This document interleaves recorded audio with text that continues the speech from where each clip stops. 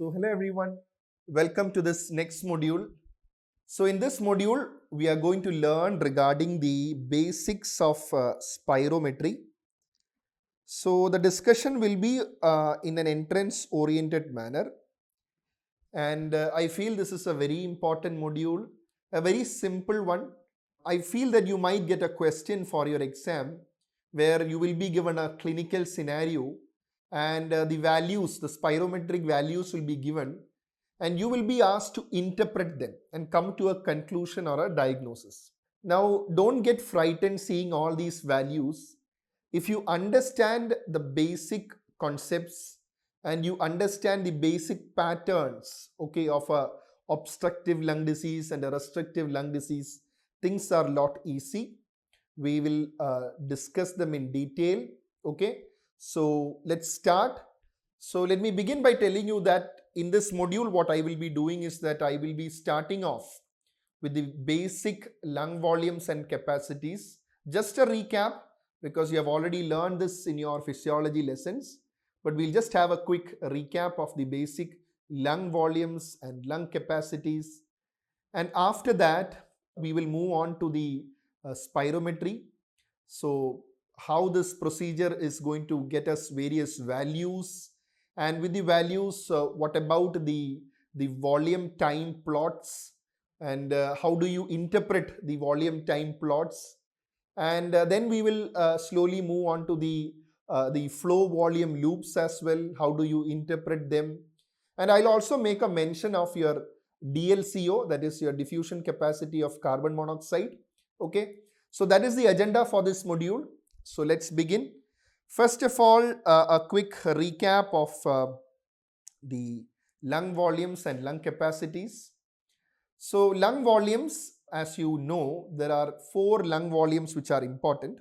Okay, so what are the lung volumes which are important? The first one will be your tidal volume. Okay, tidal volume, which is abbreviated as TV. Second one is inspiratory reserve volume. Inspiratory reserve volume, abbreviated as IRV. Third one is expiratory reserve volume, which is abbreviated as ERV. And the final one is residual volume, which is abbreviated as RV. Okay, let's see what are these. First of all, tidal volume. Okay, very simple. Just have a look at the graph here where you have the time versus the volume. Okay, the volume actually showing the amount. First of all, tidal volume means, what is tidal volume? It is nothing but the amount of air that goes in and out of the lungs in a normal respiration. Okay, amount of air going in and out of the lungs. You see here, this is the tidal volume. You have a normal respiration. It's not a forceful inspiration or a forceful expiration. Just a normal respiration is going on. What is the amount of air going in and out of the lungs? That is tidal volume. Okay, clear. That is TV or tidal volume. Next is inspiratory reserve volume. Okay, now inspiratory reserve volume means it is the excess amount of air. Remember, excess amount of air, which means over and above the tidal volume.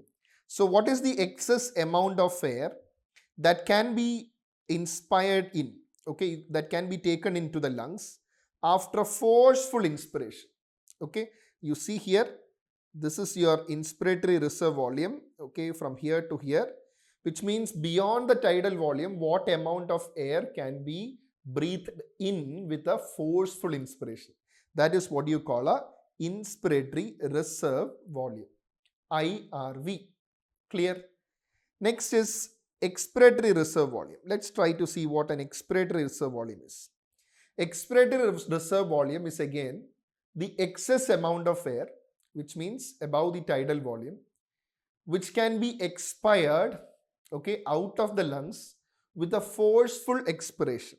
You see here, this particular region, okay, or you can see this is the particular amount of air that can be forcefully expired, that is beyond the tidal volume.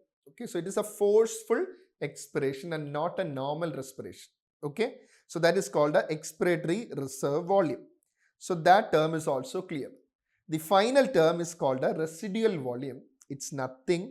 It is just the amount of air that remains in the lungs. Okay, the residual volume means it's a residual air that remains in the lungs even after a forceful expiration. That is, a maximum forceful expiration is going on, and after that, what is the amount of air that remains in the lungs? As you can see here, this is the amount, because here the patient has expired forcefully, and even after that you have this amount of air remaining in the lungs, that is called a residual volume. Okay, important. TV, IRV, ERV and RV are the important lung volumes. Okay, so that is very, very clear. All right, because you have got to know this basic facts, only then you will be able to interpret the various values. Okay, all right. Now coming to the capacities. Okay, we have learned the lung volumes. Now coming to the capacities. Capacities also you have got to learn 4 capacities. So number 1 is the inspiratory capacity. Inspiratory capacity. And number 2 is the functional residual capacity. Functional residual capacity. Number 3 is the vital capacity. And number 4 is the total lung capacity. Simple. Okay, 4 capacities. So inspiratory capacities. Okay, inspiratory capacities. Often these capacities are a combination of the various volumes. See, inspiratory capacity means it is the maximum amount of air. See, the term is capacity of the lung. Okay, inspiratory capacity of the lung. So what is the maximum amount of air that, okay, the maximum amount of air that can be breathed in, okay, after a forceful inspiration. So you are going for a forceful inspiration, and what is the maximum amount of air that can be breathed in, which means this will always be a combination. You see here, starting from here, beyond, you see the tidal volume is there and also the IRV is there. So the tidal volume plus inspiratory reserve volume will be your inspiratory capacity. Okay, inspiratory capacity. Very clear? All right, so that is clear. Second term we are going to see is your functional residual capacity. Remember, it is something that is residual capacity. Okay, residual capacity, which means it is the amount of air that remains in the lungs after a normal respiration or an expiration. Okay, so you are having a normal expiration, and after that, what is the amount of air that remains in the lung? Remember, normal expiration, which means it will be the sum total of your expiratory reserve volume and the residual volume. That will be your functional residual capacity. Okay, clear? As you can see here, this is the FRC. All right, simple. Next term, be very, very attentive. Okay, this is a very important one, is your vital capacity, or VC as you can call it. So vital capacity means it is the amount of air. Okay, it is the amount of air that can be forcefully expired after a maximal inspiration. So somebody has gone for a maximal inspiration, okay, which means he has inspired the tidal volume plus the inspiratory reserve volume. So that is a maximal inspiration. Now after this maximal inspiration, what is the maximum amount of air that can be expired? Okay, so starting from here, what is the maximum amount of air that can be expired means it will be the sum total of what all? You have your inspiratory reserve volume, your tidal volume plus your expiratory reserve volume. Okay, because a person can expire up to this much. Okay, very, very important. So that is what you call your vital capacity. Vital capacity. and the total lung capacity is nothing but the sum total of the inspiratory capacity as well as your functional residual capacity, that is your total lung capacity. Okay, so the volumes and capacities, very simple, just understand these. Okay, all right, so it is less likely that they might ask a direct factual question from this, but you've got to understand this. Okay, only then you will be able to make sense. Often what happens is, a student might try to solve the questions without understanding the very basics. So that is when you tend to make silly mistakes for such questions. All right, so just to have a quick look at the values of the various volumes and capacities which we have learned.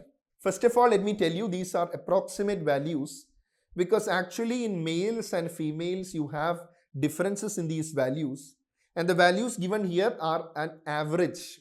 Okay, so let's have a look at the average, because that is often used for solving questions. Okay, and see the volumes. The tidal volume is around 500 ml, IRV 3 liters, expiratory volume, that is expiratory reserve volume 1.1 liters, some say it is 1 liter, and residual volume 1.2 liters. So these are the important volumes. Inspiratory capacity 3500 ml, that is 3.5 liters. 2.3 liters is your functional residual capacity. 4.6 liters is your vital capacity, keep that in mind. And total lung capacity 5.8 liters, you can almost take it up to 6 liters. Okay, for convenience you can take it as 6 liters. These are the important values that you should know of. Very clear. Okay, because you should know this, because in the exam they will give this values as a part of the questions. So you are supposed to know what is normal. Okay, as is said, only if you know the normal you will be able to identify the abnormal. Okay, all right. So now let's move to the basic spirometry. So spirometry, is a simple technique. So which is most of the hospitals have a spirometer lab. So at present, we are using the handheld spirometer, automated spirometer devices. The previous generation devices used to be more cumbersome, but now you have such a device which you can see on the screen, which is a handheld device. And in this particular region, you can also have a mouthpiece, okay, that is going to be connected. And that mouthpiece, if used by one person, it is discarded, and for the another person you are using a different mouthpiece. So this is the device that you commonly use, okay, the spirometer device. So let's try to see more about this technique. So here, when you are doing this spirometry after an inspiration, he is the person is asked to forcefully expire into these mouthpiece. Okay, like you take a deep inspiration and then he has to forcefully expire through these mouthpiece. Okay, and then you will get the values. Okay, and these spirometry handheld device is often connected to a computer as well, so that you can comfortably analyze the values and the graphs as well. Okay, so that is how you do it. So suppose we are having a spirometer lab. Now I'll just ask your imagination to go to a spirometer lab where you have a patient, maybe even a normal individual, who is forcefully expiring to this the device, the handheld device. And when he is forcefully expiring, okay, you tell me what is the maximum amount of air that he can forcefully expire after a maximal inspiration. Because in your spirometry, when you are doing, you are asking the patient to do a maximal inspiration and then do a forceful expiration. So what is that amount? Vital capacity, correct? Vital capacity. So you can say it is a forced vital capacity, because you are forcing out the air into the mouthpiece, okay, of the spirometer. So that is called a forced vital capacity. Now I am going to show you, okay, that is when you do a spirometry, you get a plot of your volume time. This is called a volume time plot. Okay, volume time plot. Please have a look at this, because you might get such a similar plot for your exams. So when you are forcefully expiring, the maximum amount of air that you can forcefully expire will be your what? Forced vital capacity. Okay, forced vital capacity. So that is your FVC, forced vital capacity. Now an interesting feature of this forced vital capacity is that when you forcefully expire, almost 80 to 85%, okay, almost 80 to 85 percentage of the air that is expired, okay, will be happening in this first second, okay, in the first second. So as you can see here, this is the time in seconds. So you see here, by the first second itself, you have almost reached, okay, almost reached, this is the maximal height, okay, which I am marking in red is the maximal height, and the violet is almost 80 to 85 percentage. So that value that you are forcefully expiring in the first second is what you call FEV1. Okay. So 85 percentage is expired in the first second and you call it what? FEV1. Okay. Which is always about more than 80 percentage. Okay. Which is more than 80 percentage above the vital capacity. So more than 80 percentage of the vital capacity is expired in the first second. Clear? So this is the normal volume time plot. Okay. You have got to have a good understanding of this because only then you will be able to identify the abnormalities. So after the first second, you can see that it actually goes to such a stage, almost slow rise, okay, almost plateauing. All right. So this is the normal volume time plot. Now this normal volume time plot you have got to keep in mind because in various disorders, because in pulmonology, you can categorize the various disorders into an obstructive lung disease, a restrictive lung disease, or maybe a pulmonary vascular disease. Okay, so you can have obstructive, restrictive disease as well as a disorder involving the pulmonary vasculature. So how does this plot, the volume time plot, help you differentiate between these disorders? That is your obstructive lung diseases and restrictive. Okay, so that is what we are going to learn. Okay, this volume time plot is going to help us to differentiate between these two. Okay, the obstructive and restrictive. Regarding vascular disorders, we'll come to later. So let's see, how it is. So obstructive, classical examples are your COPD and your bronchial asthma. Okay, bronchial asthma, where predominantly the problem is the expiratory airflow limitation. Okay, so in obstructive lung diseases, the predominant problem is the expiratory airflow limitation. Okay, so that happens in obstructive lung diseases. Whereas restrictive lung diseases is predominantly characterized by a inspiratory problem. Okay, so the classical example of a restrictive lung disease is, say, your interstitial lung diseases, ILD. So where you have a small lung, so definitely the amount of air that can be inspired. Small lung means there is some sort of fibrosis that is happening into your interstitium. So the amount of air that actually comes in is actually less. Okay, so that is what you have a restrictive lung disease, predominantly a inspiratory problem. Okay, inspiratory problem, predominantly inspiratory problem. Okay, all right. So just like try to see the abnormalities. First of all, we are going for the same volume time plot. Okay, this is the same volume time plot. Okay, are you able to see the volume? Are you able to see the time? So first of all, in this first figure, I am going to compare normal versus obstructive. And in the next plot that I am going to show you, not in this one, I am going to compare a normal versus restrictive.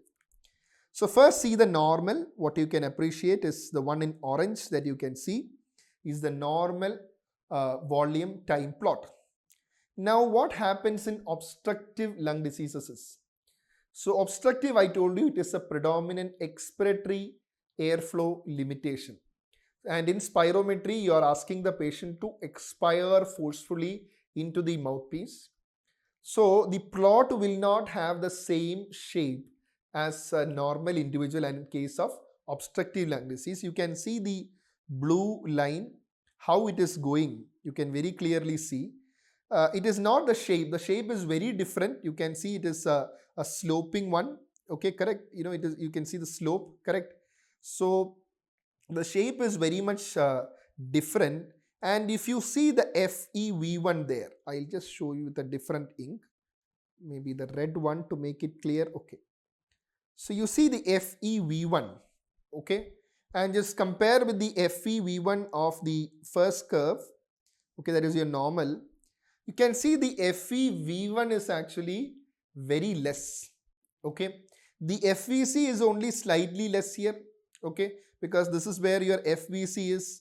For both the curves, you can see there is not much of a big difference. But where is the big difference? It is in the FEV1. Okay. FEV1. Now remember, when you try to interpret the spirometric values, one of the most important parameters that you would look for is the FEV1 to FVC ratio. Now this is very, very important. Now in your exams, you might be either given this ratio straight away or you might have to calculate. But whatever it is, this ratio is very, very important in the differentiation between a obstructive lung disease and a restrictive lung disease. Okay, all right. So now you tell me, when you take into consideration obstructive lung disease, what will be this ratio? FEV1 to FVC. Remember, both FEV1 as well as FVC will be reduced. But what is more strikingly reduced? It is the FEV1, as is very clear. Why is it not more strikingly reduced? You can see the graph shape itself is very different, and you can see at the end of first second the FEV1 is very less. So this ratio, the FEV1 to FVC ratio, is very much decreased. FEV1 to FVC ratio is decreased in case of what? Obstructive lung diseases. Okay, so in your obstructive lung disease, you will have a lower value of your FEV1 to FVC ratio. Okay, very clear. Now next is, so this part is very clear. Okay, obstructive lung disease, what happens to the FEV1 to FVC ratio? It will be reduced. Okay, all right. Now let's come to restrictive lung disease. So this is the next volume time plot, and in this volume time plot, we are going to compare normalcy versus restrictive lung disease. So normalcy is the orange curve that you are seeing here, which is very clear for you. Okay, and when you take into account the yellow, that is your restrictive, you see here the amount of air, the total forced vital capacity, you can see is very less compared to normal. Now why is it so? Because see, it is predominantly a problem with inspiration, but only if you inspire adequate amount of air, you can expire also. So here the forced vital capacity is reduced. Why? Because you have lesser amount of air coming in also, so lesser amount of air going out also. So here you see the FVC is reduced, your FEV1 is also reduced. Okay, but you see the shape of the overall plot. Does it look very much different? Okay, you remember the plot of obstructive lung disease, which I'll again take you to. Are you able to see the plot of obstructive lung disease? Now you compare this plot to the plot of a restrictive lung disease, which is almost a miniature form or a smaller form of what? Your normalcy. Okay, it looks almost very same. So you see here the shape is almost same. Okay, but only thing is that this is very small. So the point I want to tell you is about your FEV1 to FVC ratio. FEV1 to FVC ratio. See what happens in your interstitial lung diseases is, you will have a FEV1 reduction, you will also have a FVC reduction. But when you take into the consideration the ratio, okay, FEV1 to FVC, that will be normal or increased. Okay, It is not going to be a lower value because the more proportionate reduction will be in your FVC. Okay, so that when you take the ratio, it will be a higher value. So you might find that the FEV1 to FVC ratio is actually higher in case of your restrictive lung diseases. So far in this basics of spirometry, we have seen the volume time plots of an obstructive lung disease versus a restrictive lung disease, and we have seen what happens to the FEV1 to FVC ratio as well. Okay, it is reduced. Okay, so in FEV1 to FVC ratio it is reduced. So how much reduction is significant means you have different guidelines.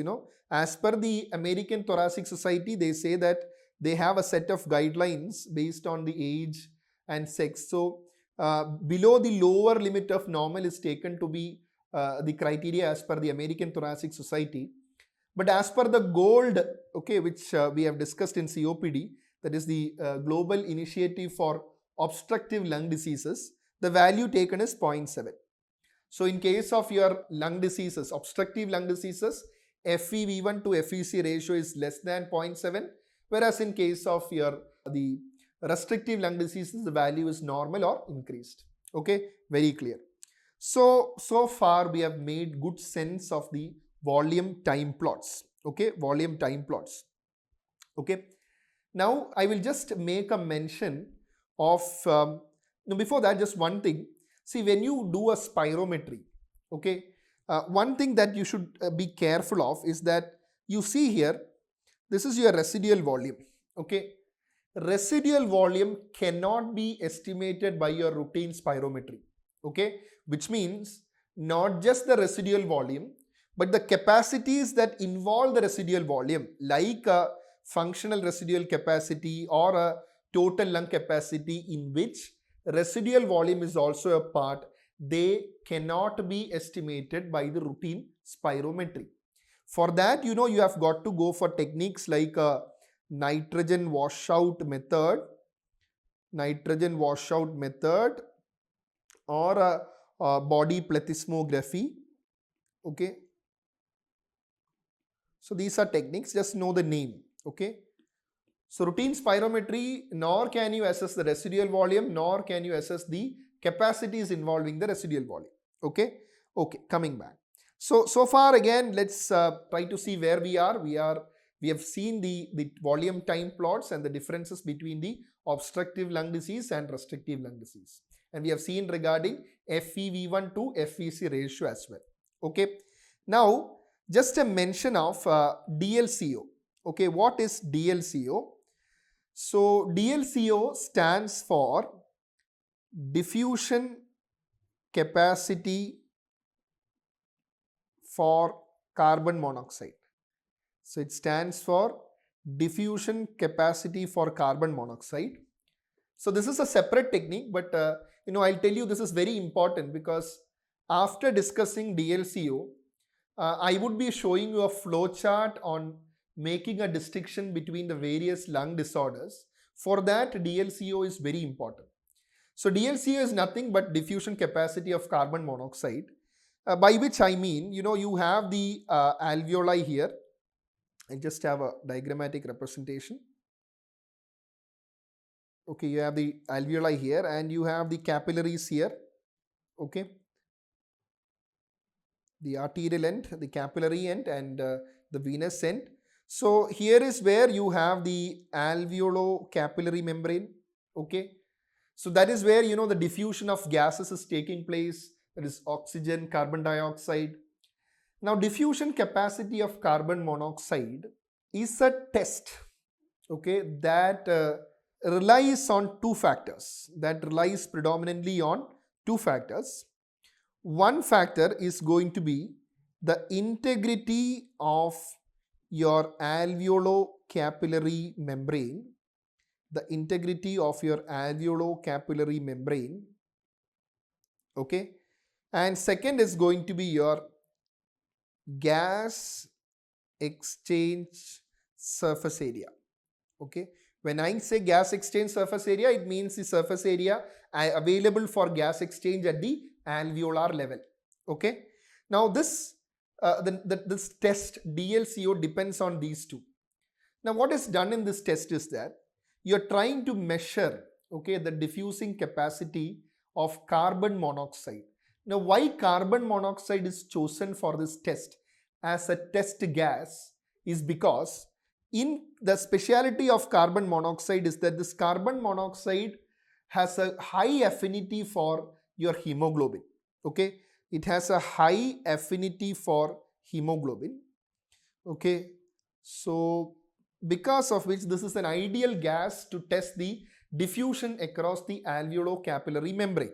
Okay, so you are trying to test the diffusion across the alveolo-capillary membrane, and when you have disorders where you have affection of your alveolo-capillary membrane, like say your interstitial lung disease, okay, ILD, where it is affected, the diffusion across the alveolo-capillary membrane is affected. So in such a disorder, as well as in disorders like anemia, where you have low hemoglobin content, okay, and also in disorders where again this gas exchange surface area is affected, like your emphysema, in these conditions, what will happen is that there will be a decrease in the diffusing capacity of carbon monoxide. Why there is a decrease is because either the alveolo-capillary membrane is affected or your gas exchange surface area is affected, because in your emphysema the gas exchange surface is not adequate because there has been destruction of your at the alveolar end, so because of which you are not having enough surface area for gas exchange. So in such conditions you will have a decrease in the DLCO. So just to revise, emphysema, interstitial lung diseases, and also your pulmonary vascular disorders, okay, like your pulmonary arterial hypertension and pulmonary embolism, where again the vascular end of the alveolo-capillary membrane is affected, and your left-sided heart diseases like heart failure and also anemia. These are conditions where the DLCO will be reduced. Now this is very important to keep in mind, the list of conditions where DLCO is reduced. Okay, so you keep in mind this list. Certain conditions are there where you can have an increased diffusing capacity for carbon monoxide. So one would be a polycythemia, okay, where you have increased availability of your hemoglobin, so which means naturally more carbon monoxide would diffuse, and also pulmonary hemorrhage. So pulmonary hemorrhage and polycythemia are two conditions where you get a increased DLCO, okay, diffusion capacity of carbon monoxide. So you have got to keep in mind this entity. So DLCO actually depends on lot of factors. Though we have discussed the important disorders, it depends on the alveoli, okay, the gas composition, the basement membrane, the capillary, the plasma components, and the cells at the pulmonary arterial end. It depends on a lot of factors, but for your exam, remember DLCO is predominantly dependent on the alveolo-capillary membrane integrity and the gas exchange surface area available. Okay, so when there are disorders affecting this, you will have a impairment in your DLCO. Okay, very clear. So DLCO is also very clear for you. So next, we are trying to go to a flow chart to distinguish the restrictive and obstructive lung diseases. But before that, just a quick recap of the various obstructive and restrictive lung diseases. So I have discussed this in the corresponding sections in the pulmonology module where the individual disorders have been discussed, but just putting everything together, remember obstructive lung disease, COPD and asthma will be the prototypes, but you have other disorders like alpha-1 antitrypsin, bronchiectasis, bronchiolitis obliterans. These are just other examples.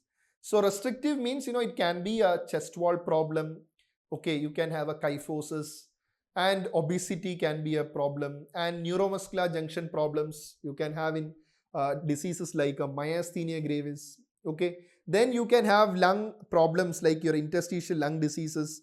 Okay, so all these are causes of restrictive lung diseases. Detailed discussion has been done under separate topic discussion in this respiratory module. So what are we going to learn next? Up next, we are going to learn a simple flow chart. Remember I told you, when a question comes for the exam, you have got to have a basic idea regarding certain patterns that you are going to expect, okay, in the obstructive and restrictive lung diseases. So the spirometry values are going to help you, plus your knowledge of DLCO will help you. So that is why we are going to that flow chart up next. And let's see the simple flow chart. Okay, so this simple flow chart taken from Fishman Pulmonology. So this is there in all textbook. This is the standard one of differentiating obstructive, restrictive and vascular lung disorders. So first parameter you have got to do when you are wanting to differentiate this disorder is, most important one, you go for the FEV1 to FVC ratio. Okay, it is written as VC here, it is nothing but the forced vital capacity. So you go for this ratio. So remember, as per the ATS, American Thoracic Society, they take the lower limit of normal. There are a set of standard values. So if it is above lower limit of normal, or you can say above, remember for gold they have kept the value as 0.7. So you first check whether the value is above normal, okay, or it is again below the lower limit of normal. That is what you are looking.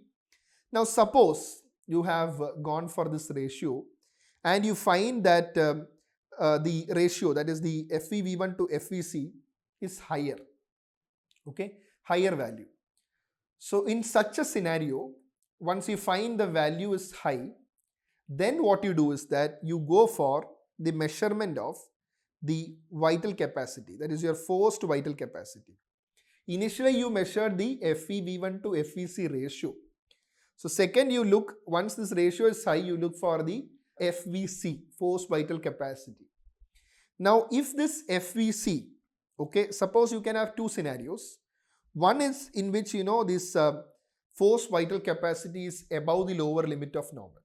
Okay, it is above the lower limit of normal, and the other is where it is not above the lower limit of normal.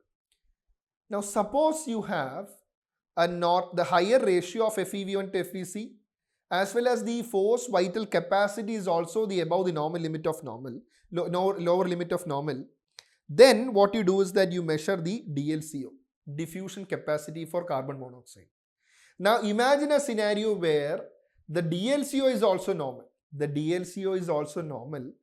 You are probably dealing with a very normal individual. Remember, his ratio was high, FEV1 to FVC, no abnormality. You measured the FVC, that also was normal. Okay. Even then, you may have abnormality, especially when your pulmonary vasculature is affected. So you know that in conditions like pulmonary embolism, your DLCO will be affected. So that is why you went for the DLCO. And if your DLCO is normal, you can say that this is probably a normal individual. But if the DLCO is not normal, suppose this DLCO is abnormal, then you are probably dealing with a pulmonary vascular disorder, like a pulmonary embolism. Okay, so that part is very clear. Okay, all right. So now you have seen the forced vital capacity. Okay, if the forced vital capacity is above the lower limit of normal. Now what if the FEV1 to FVC ratio was high and you have measured the forced vital capacity and you find that the forced vital capacity is on the lower side. Okay, so we have seen the forced vital capacity is on the lower side. Now what are you going to do in such a scenario? In such a scenario, you have got to measure your TLC, that is your total lung capacity. Total lung capacity. Now you tell me what will happen to the total lung capacity in case of a restrictive lung disease, because you remember restrictive lung disease, the total lung capacity will be smaller, okay, because it can hold a smaller amount of air only. So small, it will be a lower one. That is, so if the total lung capacity is low, then you are probably dealing with a restrictive lung disease. You are probably dealing with a restrictive lung disease. Okay. Now, in such a scenario, when you have a probable restrictive lung disease, This could either be a chest wall problem or a neuromuscular problem, or it can be an interstitial lung disease. How do you differentiate? You go for the DLCO. If your DLCO is abnormal, which means there is some problem with your alveolo-capillary interstitium. That is, when you talk about alveolo-capillary membrane, it includes the interstitium as well. So in ILD, interstitial lung disease as well as pneumonitis, you will find that the DLCO is low. DLCO is low here, whereas in chest wall, CW is chest wall and neuromuscular abnormalities, DLCO is normal. Okay, very clear. Clear? Now, what if the total lung capacity that you have done is either normal, okay, or above the lower limit of normal? In such a scenario, you should consider the possibility of an early obstructive lung disease. Remember, early obstructive lung disease. Now, this is in spite of the fact that in this part of the flowchart that we have learned, remember the FEV1 to FVC was either normal or increased. So that can actually happen in an early part of an obstructive lung disease. So when you evaluate and find that the total lung capacity is either normal or high, remember this is not going to be a restrictive lung disease. This is going to be a early or an evolving obstructive lung disease. All right. Okay. So just to summarize what we have learned so far. Okay. First of all, remember we are going for the FEV1 to FVC ratio. Now, what if the FEV1 to FVC ratio is normal? You go for the FVC, and if the FBC is also normal, okay, then what will you do? You will go for the DLCO, and DLCO is also normal, means it is a normal individual. If DLCO is reduced, this could be a pulmonary vascular abnormality where the other values will be normal, your FEV1 to FVC and FVC will be normal, but DLCO alone would be affected. Okay. Now, if you checked initially and you find that the forced vital capacity is above the lower limit of normal, in such a scenario, go for the total lung capacity. If the total lung capacity is reduced, okay, you are thinking of a restrictive lung disease, and to differentiate between whether it is a ILD or a pneumonitis or whether it is some chest wall abnormalities, then you can go for DLCO, because in chest wall abnormalities, you are never going to have any abnormality in your DLCO. It will be abnormal in ILD as well as pneumonitis. That is very important. And remember, if the total lung capacity is normal or above the lower limit of normal, you can think of an early obstructive lung disease. Very clear, as simple as this. Okay. So just try to revise, it's very simple. Once you answer, you try to answer yourself, it actually makes a lot of sense. Okay. All right. Now, having understood this part of the flow chart, now let's go to the other side. What if you have done an FEV1 to FVC and you find that the value is actually less, okay, less than 0.7, okay, as per the gold, you find it is less than 0.7. In such a scenario, when the value is less, suppose you take the value to be around 0.4. Now, this is the scenario where you should consider obstructive lung disease as a top possibility, okay, a lower value of FEV1 to FVC ratio. In such a scenario, go for the vital capacity. Now, remember when I plotted the volume time plot for obstructive lung disease, you remember the vital capacity. I'll just show you that. I'll just show you the obstructive lung disease. Yes, here. You see the obstructive lung disease. Yeah, as you can see in your picture, the obstructive lung disease, the forced vital capacity, though the FEV1 is very much reduced, FVC was almost normal, correct? So, in such a scenario, when you come to this flow chart, okay, when you come to this flow chart, if the FVC is above is normal, okay, in such a scenario, you are going to consider obstructive lung disease. Okay, suppose it is not above the lower limit of normal. In such a scenario, you again go for the total lung capacity. Now, if the total lung capacity is reduced, in such a scenario, Remember, this is not going to be a pure obstructive lung disease. In that scenario, you are not going to get a reduced TLC. So that is a scenario where you are expecting a mixed defect, okay, where a restrictive plus an obstructive defect. And if suppose you have the TLC which is normal, you can again think of a obstructive lung disease. Okay, crystal clear. Okay, now if you have an obstructive lung disease in your hand, if you want to distinguish between a disease like say asthma and chronic bronchitis, or whether it is emphysema, you go for the DLCO.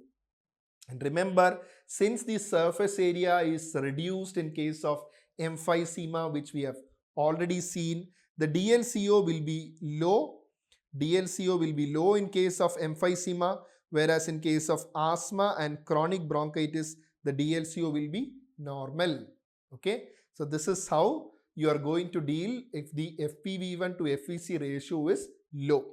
So are we very clear with this flow chart on the basic pattern recognition in your obstructive and restrictive lung disease as well as your pulmonary vascular disorders? So when you have your spirometric values given as well as your DLCO values given, remember, go in a systematic order and make conclusions.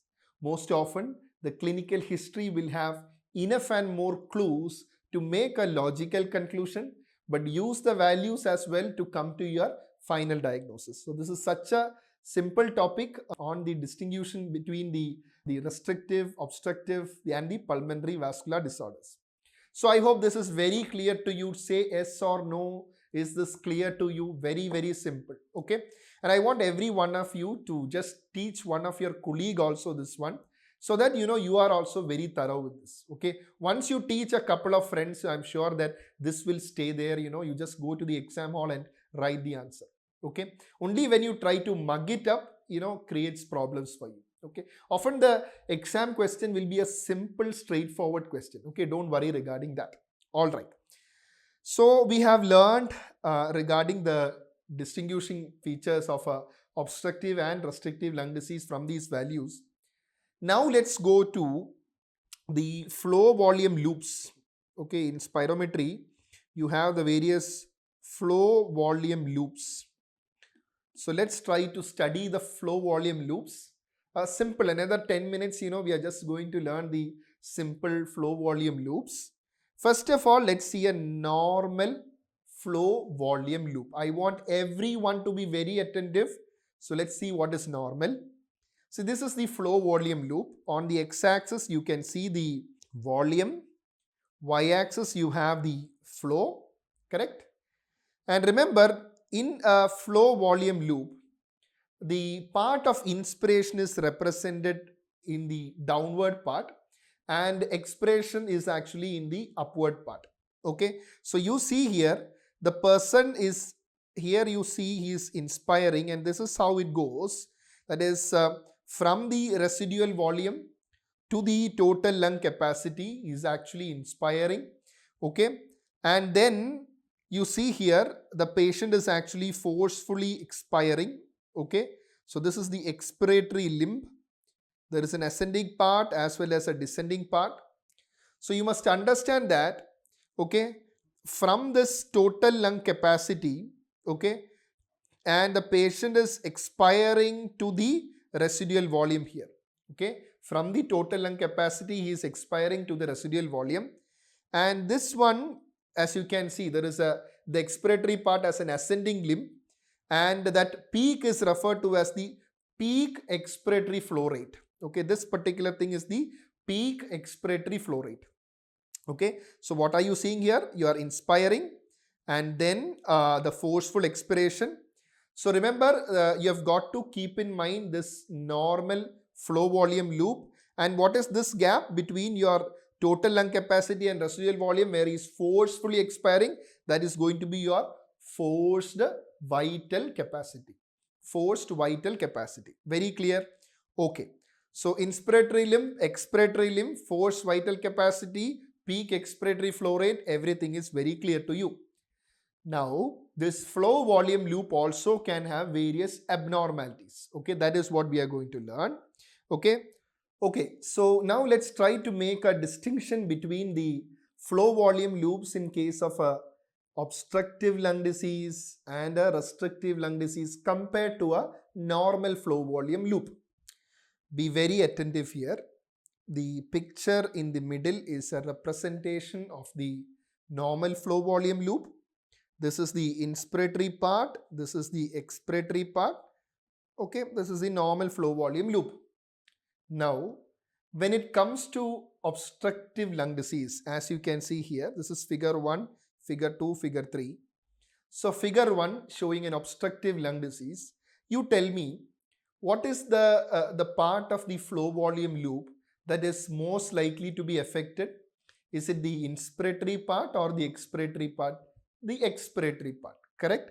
Yes, because obstructive lung disease is predominantly a expiratory airflow limitation. Expiratory airflow limitation. Okay, so there will be a problem with the expiratory part of the flow volume loop, and in the expiratory part itself, if you carefully observe, the descending limb of the the flow volume loop almost has a concave shape. Okay, almost has a concavity. Okay, so that is the abnormality that you would notice in the flow volume loop of a obstructive lung disease. Okay, obstructive lung disease, that is very clear. Okay, now when it comes to restrictive lung disease, okay, now you are going to see the picture number 3, that is a restrictive lung disease. Now here the predominant problem, it is a inspiratory problem. So you see the inspiratory limb of the loop, it is again a very small one. Okay, but expiration is taking place, but again, since the amount of air that has come in is less, the amount of air that going out also will be less. So you can see this is a very much small loop that you are seeing. And if you remember, even when we saw the volume time plot, the plot was very similar to normal individuals, but it was that it was smaller. Here also you will have a flow volume loop, the shape of which is again similar to the normal one, but very small. But this is again contrast to obstructive, where you can have a change in the shape. You have a concavity in the downward part of the expiratory limb. Okay, so that part you have got to keep in mind.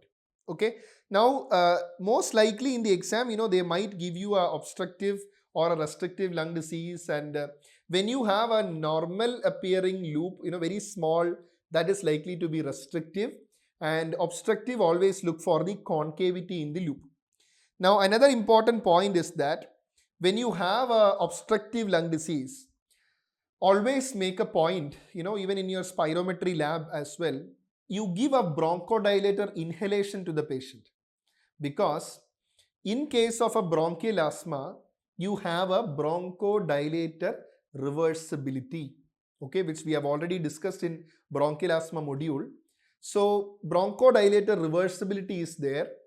So which means, when you give a bronchodilator, there is going to be an improvement of the pulmonary function test, your FVC, in case of your bronchial asthma. You see here, this one is the brown color is for the loop before the bronchodilator use, and green is for after bronchodilator use. You see the change in the shape of the curve after bronchodilator use. You see that there is a significant improvement here. Okay, this brown was the initial one, number 1, and you see that it has gone to number 2. So you say that when there is a bronchodilator reversibility, when do you say that? You say that when the FEV1 increases by more than 12%, or there is a 200 ml increase of your FEV1, that is when you say there is a bronchodilator reversibility. Okay, here also you can see this is 1, this is 2. So if you have a bronchodilator reversibility, does it favor a bronchial asthma or COPD? It favors bronchial asthma. So remember, in your spirometry lab, always if your clinical suspicion is obstructive lung disease, once the graph is plotted, always go for the bronchodilator also. And again, after a bronchodilator, 15 minutes after a bronchodilator, you again do the test, and if you find that there is an improvement by more than 12% or 200 ml increase, it is a suggestive of a bronchodilator reversibility, okay, which is indicative of a bronchial asthma. Okay, so that is very important. So that again is an important clinical point also, which has got to be kept in mind. All right. Now next again is the flow volume loops in a couple of other conditions, that is in your airway obstructions. That is, the number A is actually the normal flow volume loop. Okay. Now what about B, C and D? Now in B I am talking of a variable obstruction. Okay. A variable extrathoracic obstruction. Okay. Extrathoracic obstruction. Now variable obstruction means it varies with the phase of respiration. So variable extrathoracic obstruction means the cause is outside the thorax, and when you have a variable extrathoracic obstruction, example is maybe a vocal cord palsy. Okay. So in such a scenario, in a variable extrathoracic obstruction, the problem in the flow volume loop is in the inspiratory limb of the flow volume loop. The inspiratory part of the flow volume loop appears very small.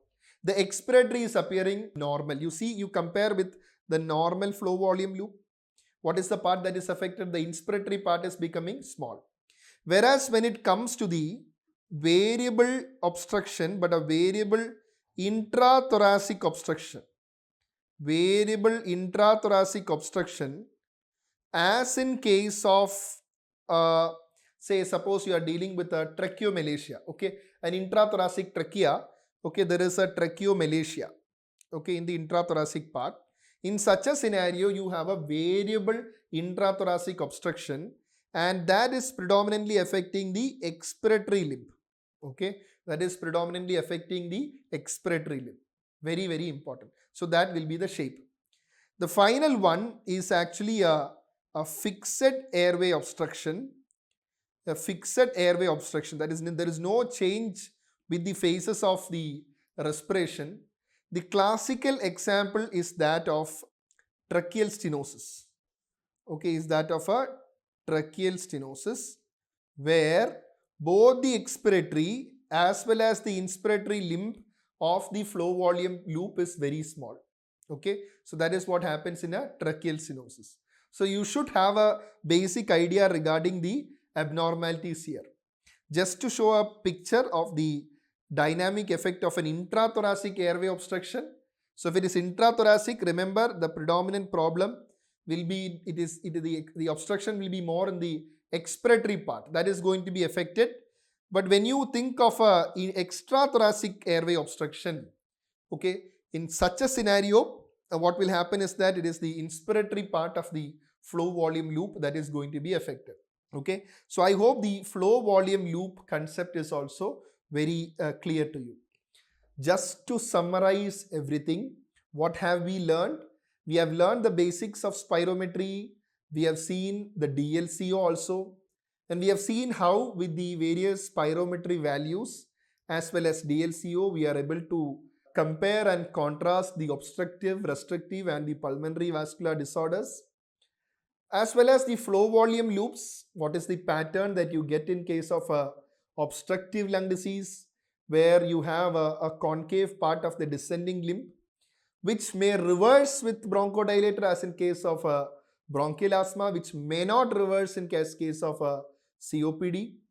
And when it comes to restrictive lung disease, remember you have a very small flow volume loop. Okay, very important because the capacity is very less. So that is again a miniature form, a small form. You have got to keep that in mind.